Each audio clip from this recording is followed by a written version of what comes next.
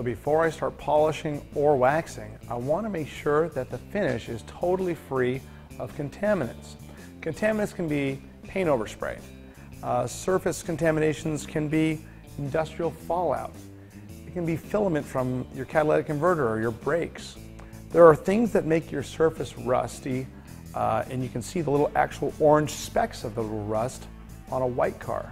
On other color cars are hard to see, but to find out if your car has any contaminants on the finish, you can feel it. And this feels a tiny bit bumpy, but not bad. To know for sure, use a little plastic bag like this. And once the car's nice and clean, take the bag and you rub it really gently over the finish to feel what's really on that finish. Wow.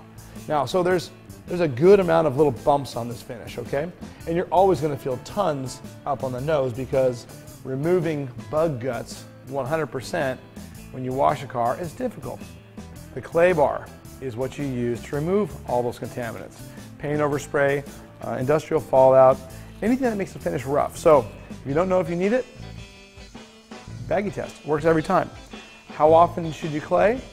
I tell people to clay about as often as you get your oil changed. By then you will have parked next to trees, next to sprinklers, someone painted their house maybe 5, 10, 20 houses away from yours and you got some overspray. It happens, it's just part of life. And claying is a totally harmless way to remove those impurities. I'm going to show you right now how it works. So our clay bar is about 200 grams. So it's not exactly the kind of clay bar that you buy in the auto parts store. Our clay is fine grade. I typically break off a piece about 1/3 of the clay bar. So I break off 1/3 of the bar, I toss the rest back in the jar, and I take this piece of clay, open it up, I flatten it out, and before I go to the paint, especially on a dark colored car, I like to flatten the clay out. And I flatten it out on the glass. Really no way to scratch the glass, especially with a clay bar. So by me taking and flattening this sucker all the way out, I'm going to flatten both sides. Now I know I'm going to have the maximum amount of surface contact with the clay on the finish so that I can be as effective as possible when I'm claying this car.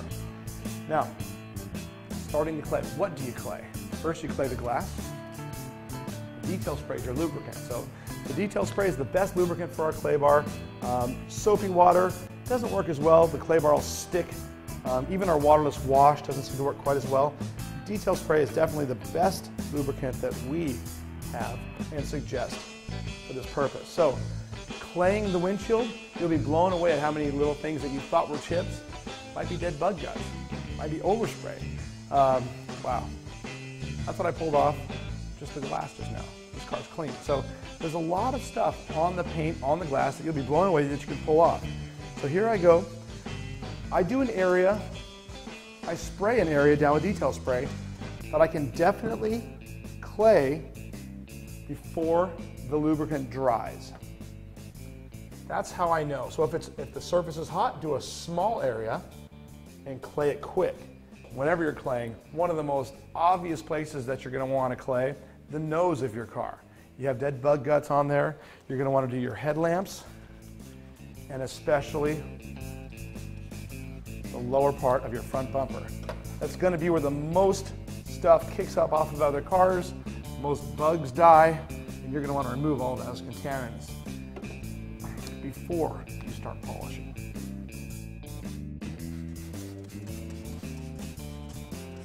Now claying the back of the car, especially a Corvette, is something you're going to do more often than you clay the rest of the car. The back of this particular car, and anything with a flat back, consider your SUV, consider a pickup truck with a tailgate, anything like that picks up more contaminants than a normal car without this totally flat dropped off back. So you're going to notice that the back gets rougher faster, and you can see the amount of contaminants you can pull off this back. It's always going to be the roughest part of the car.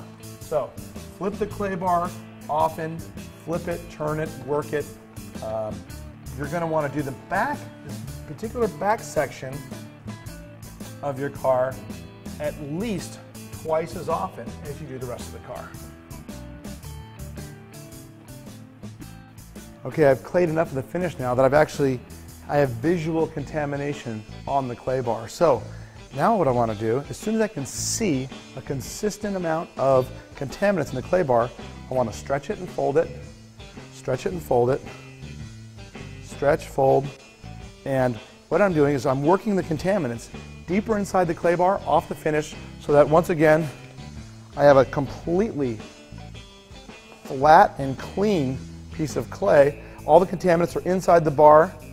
I get asked all the time, how long does the clay bar last? Well, this little piece of clay should do between 3 and 5 cars that are in decent to moderate shape. If something's really wasted, let's say you've got a work van that's parked outside day and night and has been for years, you can destroy a piece of clay on a single vehicle. It all depends on the amount of friction. Clay breaks down with friction, and typically people get at least 5 cars out of a little piece of clay. The whole car is clayed now.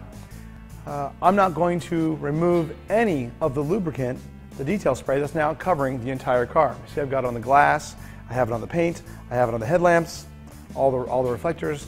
But the reason I'm not going to remove that is because it's actually going to help me when I go to polish the car. Now, I pretty much know what it's going to take to get this car back to perfect, and that's going to be our next segment, machine polishing with the Flex Polisher.